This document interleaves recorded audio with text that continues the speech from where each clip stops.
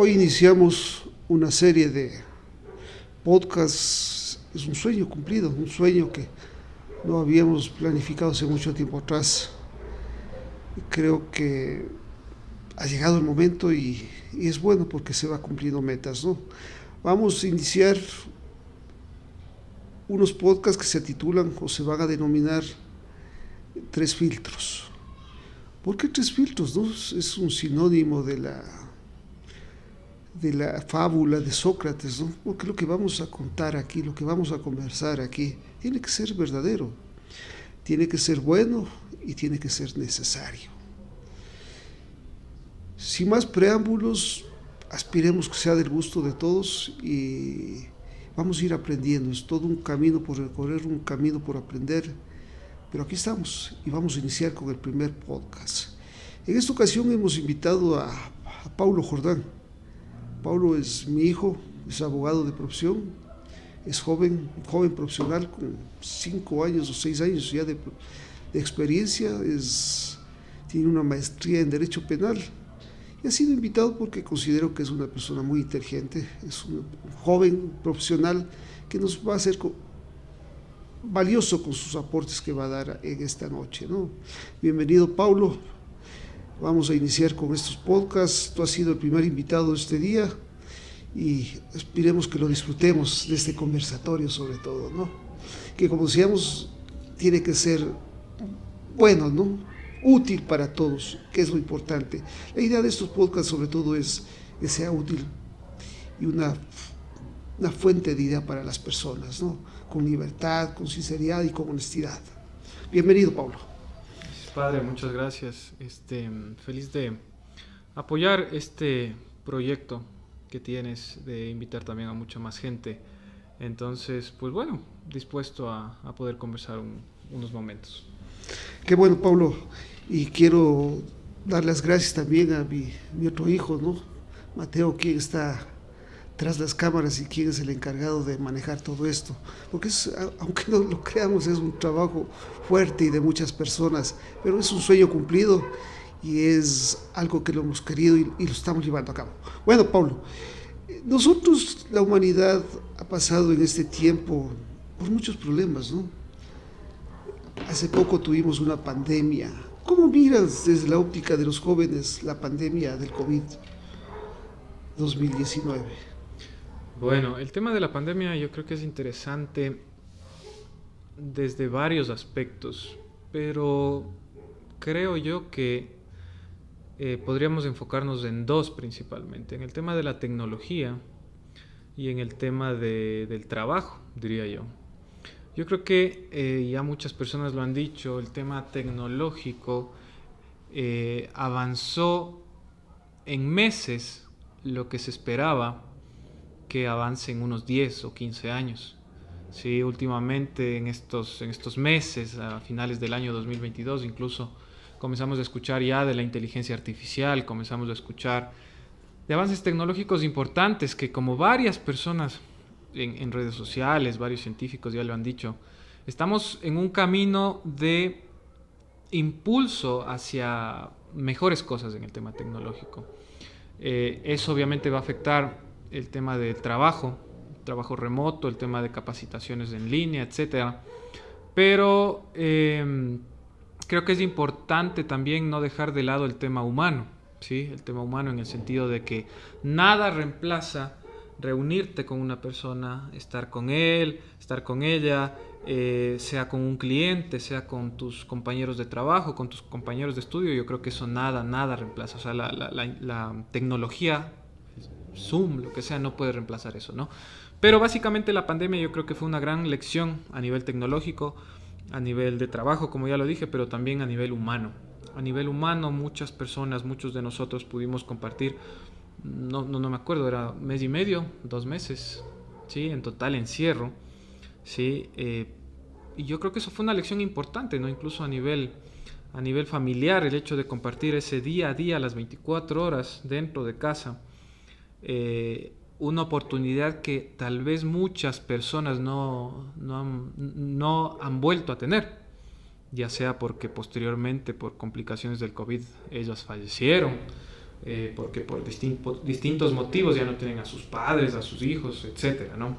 Entonces yo creo que la pandemia fue, por una supuesto, lección de vida, una lección por supuesto, de vida. una lección sí, pero fue un momento difícil, pero sobre todo de bastante aprendizaje. Yo le veo de esa forma también, ¿no? Sin duda que la pandemia fue difícil para todos, ¿no? Una experiencia fuerte, muchas personas murieron, muchas personas se fueron, muy cercanas, muy queridas, doloroso para muchas familias. En muchas familias murieron 2, 3, 4 o más familiares. Sin duda es una experiencia de vida que ha dejado huellas, ¿no? Y creo que para los jóvenes ha sido, como tú dices, un avance importante porque ha permitido el desarrollo tecnológico, ha permitido el desarrollo de las ciencias médicas también, ¿no? Y midió en cierta manera ver cómo estaban las infraestructuras sanitarias de los países. Pero creo que hemos superado. ¿Qué piensas tú? ¿Hemos superado la pandemia del COVID-19? Yo creo que a nivel social ya. Aquí acabamos de pasar fiestas de Ambato y es el último día en el que estamos grabando el último día de fiestas de Ambato. La gente ya no tiene miedo. Yo creo que es obviamente en su mayoría jóvenes de hasta 25, 28, 30 años, 35, no tienen miedo de eso. Ya no existe la pandemia para ellos. Mucha gente que ya se olvidó de la mascarilla, se olvidó del alcohol, pero yo diría, socialmente ya la pandemia no existe. Aunque científicamente en el tema sanitario, en el tema médico, es lógico que seguimos con esta pandemia, los riesgos siguen habiendo, pero a la gente ya no le importa, esa es mi percepción, sobre todo a la gente joven ya no le importa, la gente ya se vacunó 2, 3 veces y se olvidó del tema, ya la pandemia no existe, aparte que en los medios de comunicación, noticias, radio, lo que sea, ya no es un gran tema. Ahora, ¿qué se escucha más? El tema de la guerra con Rusia, el tema de Estados Unidos, el terremoto de Turquía, etcétera. Bueno, que son cuestiones graves también, pero el tema de la pandemia nos paró a todos como sociedad. Pero para mí hoy, diría yo, está superada en el sentido social, como explico, ¿no? En el tema del diario vivir, de la cotidianidad, nadie tiene miedo ya. Qué bueno, creo que sin temor, sin miedo, sin olvidarnos lo difícil que ha sido la pandemia del COVID-19, creo que es importante que los humanos siempre tengamos esa reserva y esos cuidados. Durante este tiempo también hemos tenido algunos problemas como sociedad, ¿no? Tú ya lo mencionaste, alguno de ellos. Tenemos una gran recesión mundial, tenemos la guerra entre Rusia y Ucrania, hemos tenido 2 levantamientos indígenas muy dolorosos para todos, ¿no? Porque esos levantamientos han traído muchas pérdidas económicas, muchas pérdidas sociales, muchas familias también han sufrido la pérdida de sus hijos, sean del un lado o del otro lado. ¿Cómo le ves tú este tema de los levantamientos indígenas? Como joven, un joven profesional que eres. Bueno, el tema del levantamiento indígena es un tema bastante polarizado, diría yo, ¿no? Yo creo que no podemos negar, no se puede olvidar o no se puede hacer a un lado el tema de que el grupo indígena, ¿sí? Las personas que se sienten identificadas como indígenas cuentan con un gran apoyo popular. No es solamente el sector indígena, ¿sí? Sino también son las clases sociales menos favorecidas de nuestro país. Eso es evidente. Ahí están los mismos resultados de los dos paros. ¿Qué otra consecuencia es visible de la fuerza política y social que tienen los grupos indígenas? Eso es innegable. Ahí están los resultados de las elecciones, los resultados de la consulta popular. Más allá de que el gobierno de Lasso se ha equivocado terriblemente en su estrategia política, social y económica, bueno, etcétera. Pero no podemos negar que el sector indígena tiene mucha fuerza hoy en día, y yo diría que no falta mucho para que Ecuador tenga su primer presidente indígena. Yo creo que en los próximos 4 o 8 años eso se va a ver. Ahora, ¿qué pienso yo del tema del paro? Como ya lo dije, tuvo consecuencias importantes a nivel político, a nivel económico, a nivel social. No puedo yo estar de acuerdo con el tema de la violencia. Aquí, por ejemplo, en Ambato sabemos que hubo problemas con el agua, hubo problemas con la movilización, con el tema de los alimentos, etcétera. Nunca se puede estar de acuerdo con la violencia. Sin embargo, otro sector defiende el hecho de que si se quiere hacer revolución, si se quiere incomodar al gobierno, no se lo puede hacer simplemente por los canales formales, sino que se tiene que obligar a que el gobierno dé respuesta. Ay, Pablo, qué importante la protesta social. Qué importante que todos, amparados en la Constitución, tengamos ese derecho y esa garantía a protestar, a reclamar cuando estamos inconformes con los poderes públicos. Sin duda es importante y necesario a veces. Pero como tú decías, no estamos de acuerdo con la violencia. La violencia entre ecuatorianos, la violencia con militares, con policías, con indígenas, ¿cómo que no es dable? ¿Qué sugerirías tú para cambiar esta óptica violenta de varios sectores, ¿no? Porque no podríamos decir solo los indígenas, aquí hay varios actores, ¿no? Hay grupos políticos también inmersos en esto, hay grupos violentos también, porque la destrucción no va a llevar a cambiar nada, ¿no? Nosotros hemos visto y hemos sido parte de, hemos visto protestas en todo lado hay protestas, pero no llegan a esos niveles de violencia, ¿no? Sí, es verdad que el país pasa momentos complicados, difíciles, pero no hay que olvidar de que no solo es el Ecuador, pues es todo el mundo. ¿Qué recomendarías tú para bajar esos niveles de violencia de pueblo contra pueblo? ¿Qué recomendaría yo? Bueno, no es una pregunta fácil, ¿no? Pero entre las recomendaciones podría ser no radicalismos, no extremismos, apostarle muchísimo más a la educación y al tema de salud. Yo creo que es bastante importante tomar en cuenta que también cómo se le puede exigir a una persona, ¿sí? Que se preocupe por el tema de macroeconomía, por el tema estructural, por el tema de gobierno, ¿sí? ¿Cómo se le puede exigir a una persona que se preocupe por temas, yo que sé, culturales, doctrinarios, de arte, de música, cuando ni siquiera tiene sus necesidades básicas satisfechas? Y eso es lo que muy posiblemente, o eso es lo que el sector indígena también estaba reclamando. Ahora, no tenemos que olvidarnos también que ya en el tema de la cúpula, el tema de los de arriba, sea a nivel gobierno y sea a nivel indígena, también tienen sus intereses, porque son sus intereses políticos también. Ahora, lo que yo recomendaría es que cada individuo como tal tenga su criterio de discernimiento, ¿no? Eso es lo importante, que cada persona, y aquí sí no importa credo, no importa a qué grupo social pertenezcas o del cual te creas identificado, lo importante es tener el criterio propio para poder discernir lo bueno de lo malo, la violencia de la paz, y saber qué procesos llevar a cabo para hacerse escuchar. Y no solamente hacerse escuchar, sino para que el gobierno dé acciones concretas, que eso es lo que quería el grupo indígena. Sí, eso es lo que quería. Pablo, el 5 de febrero el gobierno convocó a un referéndum constitucional, mediante el cual hizo varias preguntas, ¿no? Muchas preguntas aparentemente gran parte de ecuatorianos creíamos, eran preguntas que permitirían de alguna manera mejorar el tema de la seguridad, el tema de la violencia que es fuerte en el país, ahora es complicado, ¿no? La inseguridad en el país, vemos pandillas, vemos delincuentes, narcotráfico. Sin embargo, oh sorpresa, ¿no? Cuando todos creíamos que habían preguntas tan elementales y básicas que podían ganar y llevar eso a un cambio en la Constitución, de pronto ganó el no, aparentemente, ¿no? ¿Qué criterio tienes sobre los resultados del referéndum constitucional, Pablo? Bueno, a ver, los resultados fueron evidentes, ¿no? Ganó el no rotundamente. Bueno, no diría que rotundamente, pero por una gran mayoría. Así como también lo dices, una gran mayoría apostaba por el sí. Sin embargo, yo creo que es un producto de dos cosas importantes. Lo primero, que ya lo dije, ¿no?